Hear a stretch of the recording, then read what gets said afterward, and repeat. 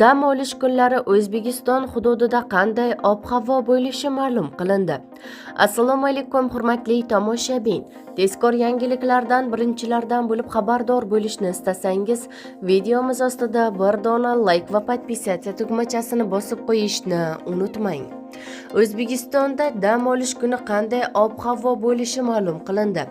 O'zgidromet prognoziga ko'ra, 9-yanvar juma kuni hududning katta qismida kunduzi havo 8-11 daraja iliqqacha ko'tarilsa, 10-11-yanvar shanba va yakshanba kunlari 12-15 daraja iliqqacha isiydi. Kechasi va ertalab harorat ko'tarila boshlaydi. Yakshanba kuniga kelib harorat 0-3 daraja iliqqacha ko'tariladi. Toshkentda yog'ingarchilik kutilmaydi. Harorat juma kuni kunduzi 9-11 daraja iliq bo'ladi. Shanba va yakshanba kunlari harorat asta-sekin kechalari 1-3 daraja iliqqacha, kunduzi kunlari 13-15 daraja iliqqacha ko'tariladi. So'nggi kunlarda mamlakatda harorat inversiyasi bilan bog'liq noqulay meteorologik sharoitlar oqibatida havo sifatining pasayishi kuzatilmoqda.